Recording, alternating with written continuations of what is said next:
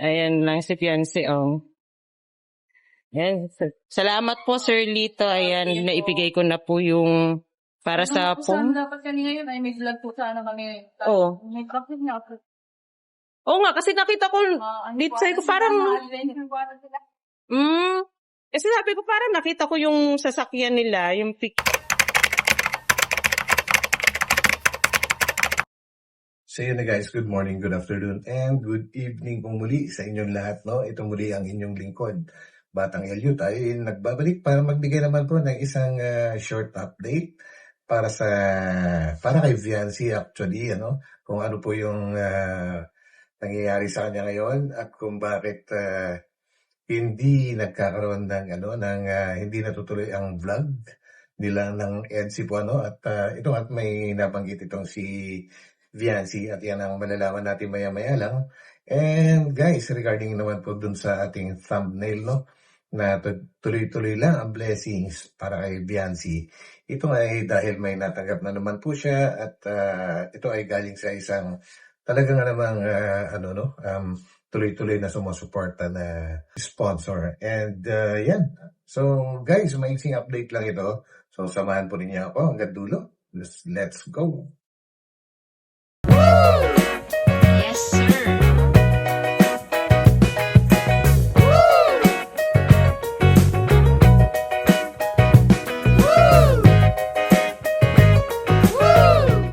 Ayan na siya, oh.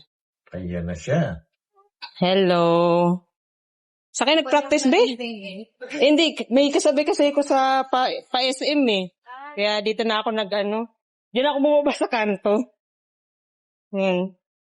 Kamusta? Andyan po yun si Adaylin po tapos si Si Early tsaka si Pina. Ayan, di makarating si...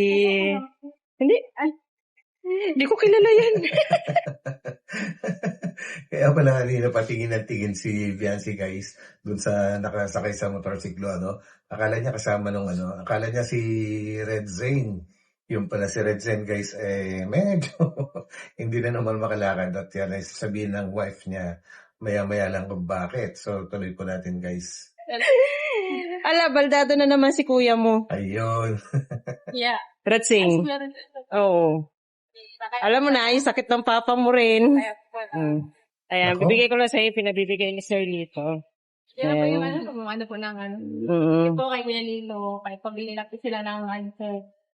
Pambili po yan ng pom at pinabibigay ni Sir Lito. Kanina So yun guys, pasalamatan din po natin si Sir Lito po na talagang palagi nakasuporta kay Viancy.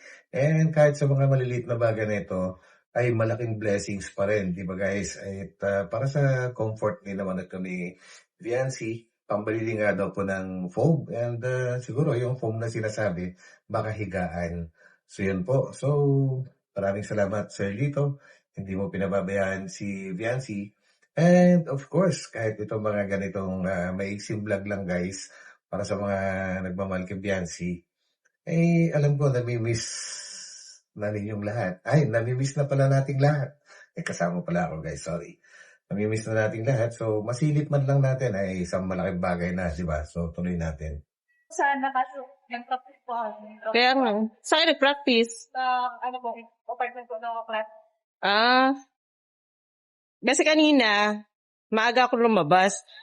Dahil binidro ko yung pera. Akala ko, nandito ka. Sabi ko, titiretso na ako. Kasi late ko na rin nabasa yung message ni Red Say na nasa practice ka raw.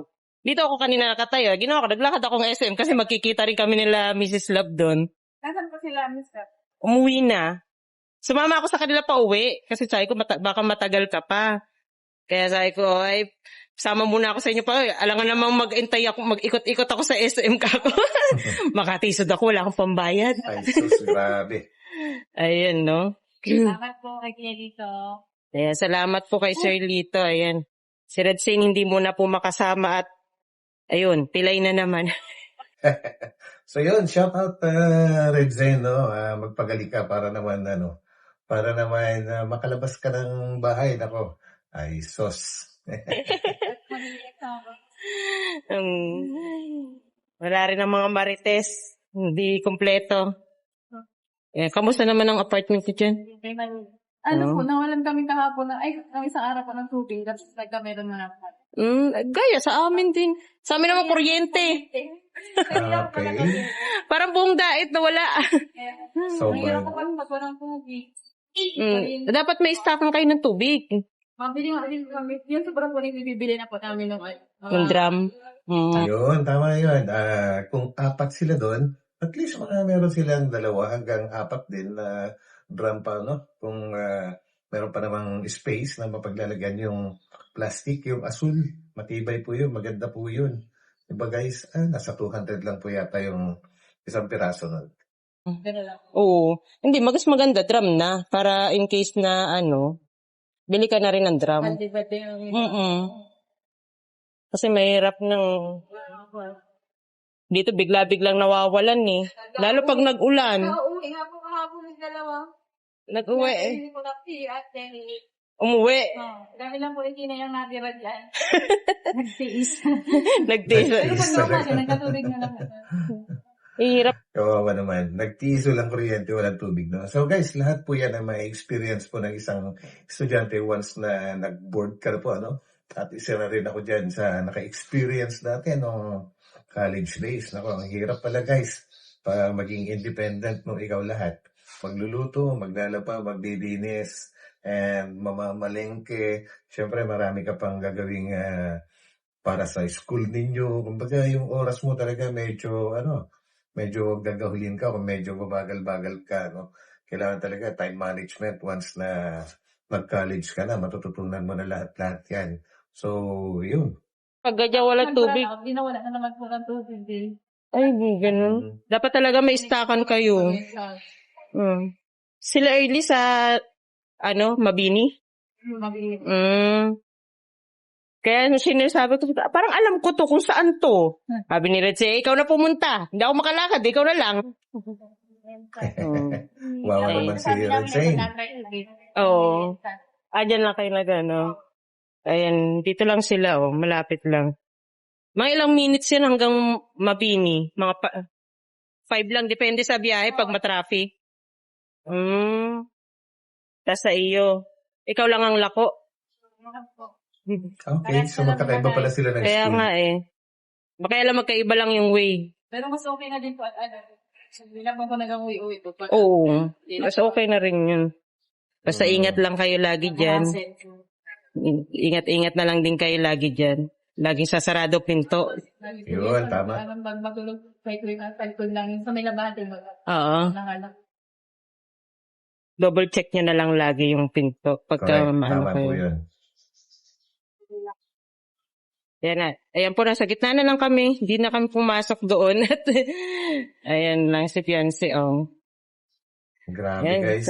Salamat po, Nakakamiss Sir din. Lito. Ayan, naibigay ko na po yung para sa Saan dapat kami ngayon ay may vlog po sana kami. Oo. May traffic nga po. So yun guys, At nasabi din ni Bianci sa wakas kung bakit hindi natutuloy or naudlot po yung vlog ng NC.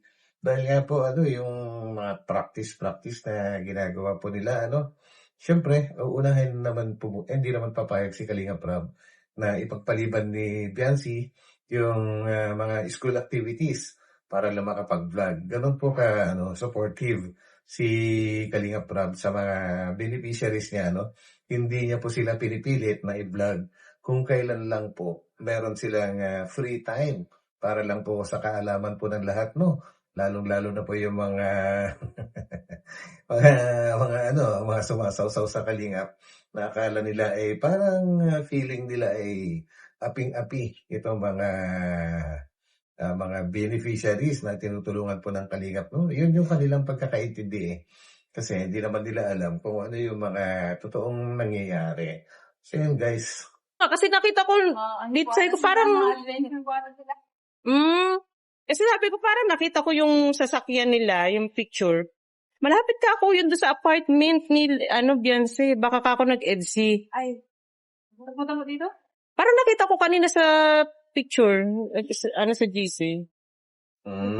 Kaya hindi ko, pero hindi ako sure, sabi ko, para ka akong doon yun. Parang banda rito yun Hindi ko lang matandaan. Ayan, salamat. Salamat po kay Sir Lito sa mga nagmamahal sa lahat ng EDSI community. Sponsor po ng EDSI sa EDSI for this po. Sa lahat po ng magpunta po sa amin. Sa mga beneficiary po ni Kalingap EDSI po yan. Thank you din po sa inyo. Ayan, salamat. Ang galing. Ayun o, mabili muna raw yung 2 dalaga doon sa tindahan. Nagpunta doon sa tindahan yung 2. Ayun sila oh. Mabili muna raw sila at maglalaba raw yung 2. Nako. Si Early tsaka si Fiancé magkasama. Talaga nga namang, guys, no? Busy-busy talaga itong mga estudyante. And I think, guys, it's normal naman po, pero kaya lang, kung hindi ka talaga sanay, pero si Viancy naman, sanay naman pong maging independent yan, no? Siguro sa iba na hindi sanay sa ganitong takbo ng buhay, malaking pagbabago. What I mean, maninibago ng gusto po, dahil sa adjustment. So, yan guys, and ito muna ang inyong lingkod, no, guys, maiksing update lang po, and I hope na, syempre, kahit papano ay makakabawas ito sa pagkakamiss nating lahat sa EDSI po, So, magkita-kita po tayo ulit sa aking susunod na upload. God bless po sa inyong lahat, and mag-ingat po palagi. So, pansamantala, papaalam po muna si Batang Elio. So, bye-bye.